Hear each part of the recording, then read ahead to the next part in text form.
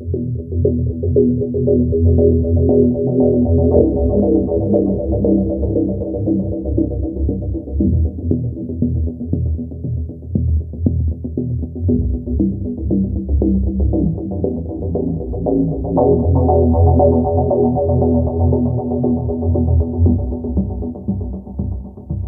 a stunning escalation that has sent shockwaves through West Africa and beyond, Burkina Faso's armed forces have reportedly captured 13 individuals suspected of being U.S. military operatives engaged in covert surveillance activities.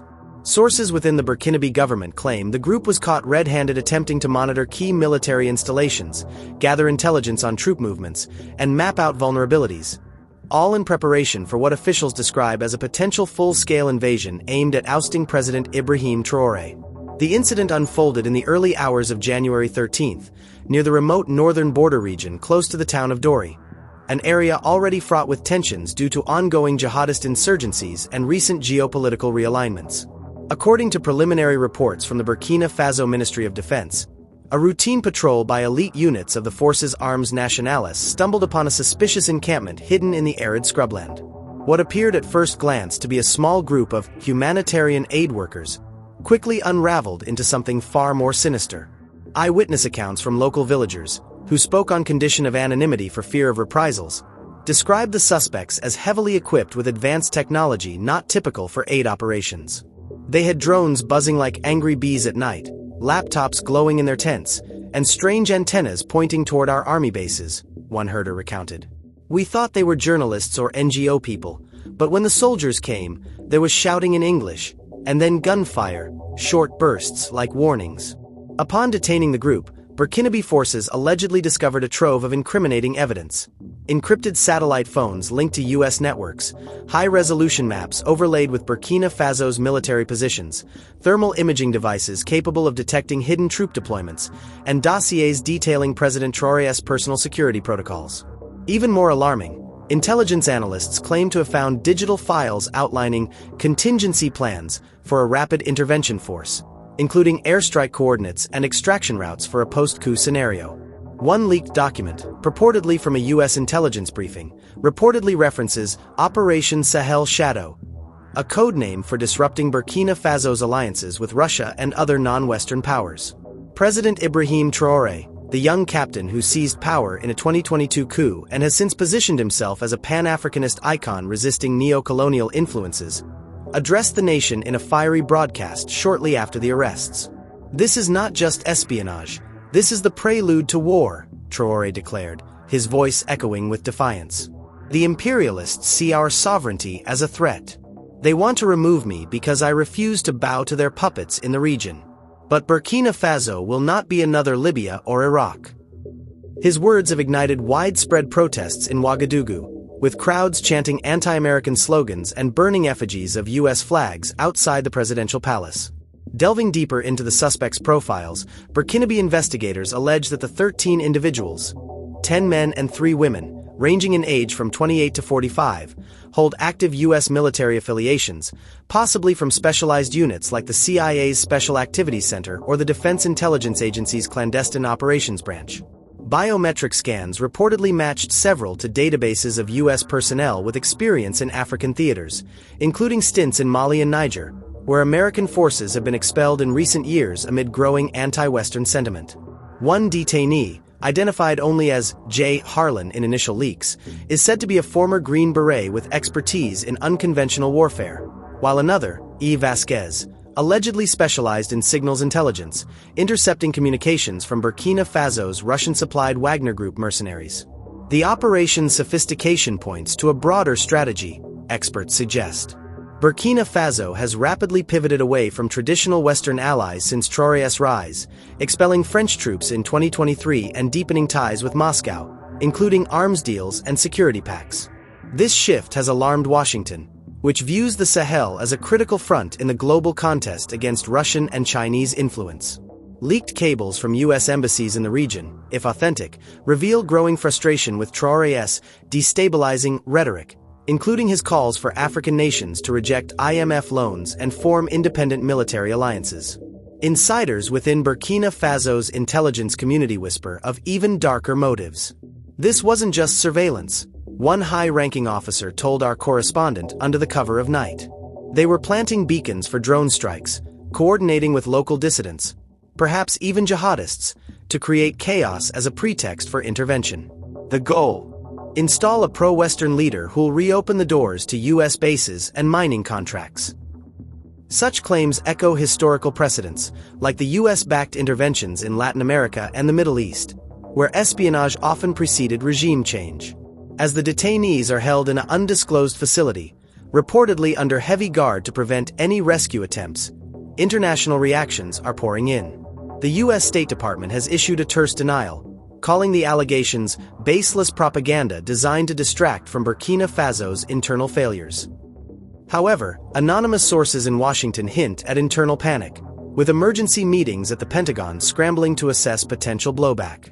Meanwhile, Russian Foreign Minister Sergei Lavrov has pledged full support to Ouagadougou, warning that any aggression against Burkina Faso would be met with appropriate countermeasures.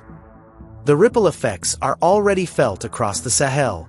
Neighboring Mali and Niger, both under military juntas allied with Traore, have heightened border security and issued joint statements condemning foreign meddling. In Europe, French officials, still smarting from their ouster, have remained conspicuously silent, fueling speculation of tacit approval or even coordination with the U.S. On the streets of African capitals from Dakar to Addis Ababa, social media is ablaze with hashtags like #HandsOffBurkina and #Traorestans, portraying the incident as a watershed moment in the fight against imperialism. Yet, as investigations continue, more questions emerge. How did the suspects infiltrate so deeply without detection? Were there local collaborators, perhaps within Traore's own ranks? And what role, if any, do private military contractors play in this shadow game? With satellite imagery showing unusual U.S. naval activity off the West African coast and reports of increased drone flights over the Sahara. With the nation on edge following the dramatic capture of 13 alleged U.S. military spies just days ago, Burkina Faso's armed forces have escalated their response into a full-scale search and capture operation across the vast, unforgiving expanse of the Sahel. Elite battalions, bolstered by Russian-supplied hardware and local militias, are now sweeping through the region's dusty plains and rocky outcrops, driven by intelligence suggesting a wider web of foreign operatives lurking in the shadows. Officials warn that this isn't just a hunt for spies. It's a preemptive strike against potential hybrid threats blending espionage with terrorism, as whispers of US-backed insurgent alliances grow louder. The operation, dubbed Operation Bouclier Sahelian Shield, kicked off at dawn on January 15th, mere hours after President Ibrahim Traore's impassioned address rallied the populace. Sources close to the military high command reveal that over 2,000 troops have been mobilized, drawn from the Rapid Intervention Battalion and specialized anti-terror units hardened by years of battling jihadist groups like JNIM, Jamaat Nasr al-Islam wal Muslimin. These forces are moving in armored convoys, equipped with Kalashnikov rifles, RPG launchers, and night vision goggles, a stark upgrade from the ragtag defenses of yesteryear, courtesy of recent arms shipments from Moscow. Drones, both reconnaissance and armed variants, hum overhead, scanning for anomalous heat signatures that could betray hidden camps or fleeing suspects. Delving into the operational details, the sweep began near the tri-border area where Burkina Faso meets Mali and Niger, a notorious hotbed for smuggling, insurgent hideouts, and now, apparently, clandestine foreign insertions. Patrols are methodically grid-searching vast swaths of territory, from the sun-baked dunes around Gorom to the sparse acacia groves dotting the Liptako-Gourma region. Soldiers, clad in desert camouflage and face masks to combat the choking harmattan winds, are conducting house-to-house interrogations in remote villages, where locals report sightings of strange foreigners posing as mineral prospectors or aid workers. One villager, a Tuareg nomad named Ahmed, described to embedded journalists how troops discovered a concealed cache of equipment. They found buried solar panels, encrypted radios, and what looked like weapon parts. Not ours, not the terrorists. The soldiers said it was American-made, for spying on our gold mines and army routes. The preparation for encounters is meticulous and multifaceted, reflecting the dual threats of terrorism and espionage. Commanders have briefed units on asymmetric warfare protocols, emphasizing rules of engagement that differentiate between jihadist ambushes and potential U.S. Special Forces skirmishes. Troops carry jamming devices to disrupt satellite communications, countering any real-time intel feeds to foreign handlers. Medical teams trail the convoys with anti-venom kits for scorpion stings and trauma gear for gunshot wounds, while psychological ops units broadcast messages via loudspeakers. Surrender now, spies and traitors. Burkina Faso's sovereignty is non-negotiable. Intelligence officers embedded in the ranks are poring over captured data from the initial arrests, cross-referencing GPS logs that point to secondary rendezvous points deep in the Sahel, possibly linked to drone bases in neighboring countries. Complicating the mission are the blurred lines between spies and terrorists. Burkinabe analysts allege that some U.S. operatives may be coordinating with Islamist militants, a tactic reminiscent of Cold War proxy wars, to sow discord and justify intervention. Reports from the field detail 10 standoffs. In one incident near the village of Tinakov, a patrol engaged in a brief firefight with unidentified gunmen who fled into the night, leaving behind a discarded backpack containing U.S. Army-issued MREs, meals ready to eat, and a laptop fragment with CIA encryption software. Were they terrorists armed by the West, or spies disguised as terrorists? Pondered a field commander in a leaked radio transmission. Such encounters have heightened paranoia, with troops on high alert for IEDs, improvised explosive devices, along dirt tracks or sniper fire from distant ridges. The human element adds layers of complexity. Many soldiers are veterans of the 2022 coups, loyal to Traore's vision of African self-reliance, but whispers of internal divisions persist. Some fear that pro-Western elements within the military could be tipping off the intruders. Morale is bolstered by Traore's personal visits to forward bases, where he hands out medals and vows retribution. We will root out every shadow, every infiltrator. The Sahel is our shield, not their playground. Yet, the toll is mounting. Harsh conditions have led to heat exhaustion cases, and logistical strains from fuel shortages, exacerbated by Western sanctions, force reliance on camel caravans for resupply in the deepest zones. Regionally, the operation is stoking a powder keg. Mali and Niger have dispatched liaison officers to coordinate cross-border pursuits, forming an ad hoc Sahel alliance that could evolve into a joint command. In contrast, U.S. Africa Command, AFRICOM, has ramped up routine exercises in Ghana and Côte d'Ivoire, prompting accusations of encirclement. Satellite imagery, analyzed by independent observers, shows increased activity at U.S. facilities in Djibouti, with C-130 transport planes ferrying gear westward. African Union mediators are scrambling to de-escalate, but Traore's government has rebuffed talks, demanding the immediate extradition of any captured spies for public trials. As the sweep pushes further into uncharted territories, fresh discoveries emerge hourly. Just yesterday, a raid on a suspected safe house uncovered documents outlining Phase 2 of the alleged invasion plot. Sabotage of key infrastructure like the Ouagadougou power grid and assassination attempts on Traore's inner circle. Interrogations of low-level informants, former guides hired by the suspects, reveal a network extending to European contractors, possibly funneling intel through NGOs. With night falling over the Sahel, patrols report eerie radio chatter in coded English, and drone operators spot fleeting shadows that vanish like ghosts. The question lingers: how many more are out there, and what desperate measures might they take as the noose tightens?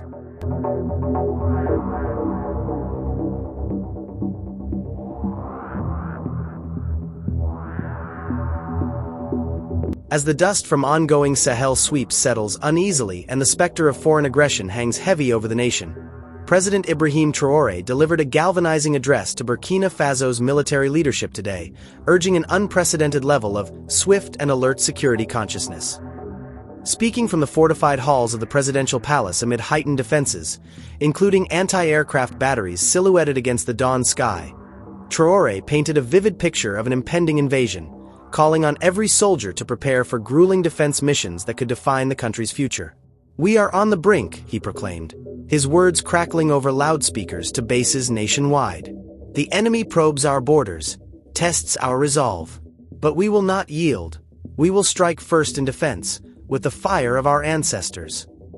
Delving into the heart of Traore's address, the 35-year-old leader, clad in his signature military fatigues, a symbol of his coup-born authority, began by recounting the recent triumphs. The capture of the 13 alleged U.S. spies and the fruitful yields from Operation Bouclier Sahelian, which has netted additional suspects, hidden arsenals, and encrypted maps revealing infiltration routes snaking from the Atlantic coast through sympathetic neighboring states. "These are not isolated incidents," Traore intoned, his voice rising with controlled fury. "They are the vanguard of an imperial onslaught, designed to shatter our alliances, plunder our resources, and install a puppet regime beholden to Washington. Our intelligence confirms it. Satellite overflights multiply, mercenary recruiters whisper in the shadows of Abidjan and Accra, and whispers of airstrikes echo from carrier groups off our shores." Traore's call for swift and alert security consciousness was no mere slogan. It unfolded as a comprehensive doctrine, layered with tactical imperatives drawn from his own battlefield experience against jihadists and colonial legacies. He emphasized hypervigilance at all levels, from rank-and-file infantrymen patrolling urban checkpoints in Ouagadougou, where undercover agents might blend into bustling markets, to cyber warfare specialists monitoring for digital incursions that could cripple command networks. "Every eye must be a sentinel, every ear a radar," he urged, detailing protocols for rapid response teams. Mobile units equipped with Russian S-400 missile systems and Iranian drones, ready to deploy within minutes of detecting unauthorized aircraft or ground incursions. He invoked historical parallels, likening the current threat to the French colonial sieges of the 19th century, but with a modern twist. They come not with rifles alone, but with algorithms, proxies, and economic strangulation. We must counter with unity, innovation, and unyielding force. Diving deeper, Traore outlined specific defense missions, transforming the address into a strategic blueprint broadcast live to inspire and instruct the troops. Primary among them, fortifying the northern frontiers with layered defenses, including minefields, sniper nests, and guerrilla ambush tactics honed in the fight against Al-Qaeda affiliates. He announced the activation of Phantom Brigades, elite, decentralized squads trained in asymmetric warfare, capable of melting into the Sahel's terrain to harass invaders with hit-and-run strikes, disrupting supply lines and forcing costly attrition. Coastal preparations were equally rigorous. Naval patrols along the Gulf of Guinea, bolstered by Chinese-supplied frigates, to intercept any amphibious assaults, while air defense drills simulated repelling F-35 stealth fighters, with pilots practicing low-altitude evasion maneuvers over the savannas. The president's rhetoric wove personal anecdotes into the fabric of national resolve, recounting his own rise from a special forces captain to head of state, enduring betrayals and battles that forged his anti-imperialist ethos. "I have stared into the eyes of death in the dunes," he shared, his gaze piercing the assembled generals. "And I tell you, the true invasion is not just military, it's cultural, economic. They seek to erase our sovereignty, to make us beggars at their table. But we prepare not just weapons, but minds. Educate your families, arm your communities with knowledge of the enemy's playbook." He mandated psychological resilience training, drawing from Soviet-era doctrines adapted for African contexts, to combat disinformation campaigns that could sow doubt among the ranks.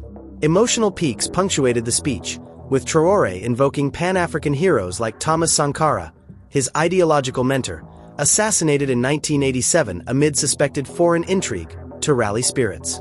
"Sankara's blood courses through our veins," he declared, fists clenched. "We defend not just land, but legacy. If they come, let them face a wall of fire, from the rifles of our youth to the resolve of our elders." Applause thundered through the chamber, echoed by chants from soldiers viewing remotely, as Traore announced resource reallocations, diverting mining revenues to procure advanced anti-drone jammers from Turkey and bolstering alliances with the Alliance of Sahel States for joint exercises simulating multi-front invasions. Yet, beneath the bravado, Traore acknowledged the human cost, paying tribute to fallen comrades in recent operations and promising enhanced support for veterans' families. "Preparedness is our armor," he concluded, "but unity is our sword. We stand close to invasion, closer than ever, but we will turn their aggression into our triumph." In the wake of the address, Burkina Faso's military machine hums with renewed purpose. Bases report a surge in voluntary drills, while international observers note a chilling calm descending over the region, a prelude, perhaps, to storm. As alliances fracture and superpowers maneuver, the world watches. Will this be the spark of a wider African reckoning, or the defiant stand that reshapes global power? For now, Burkina Faso braces, its leader's words a battle cry etched into the annals of resistance. This developing story concludes amid uncertainty, but with one certainty: the Sahel's sands shift, and the winds of war whisper ever louder. Subscribe for more information. Like and share. See you in my next video.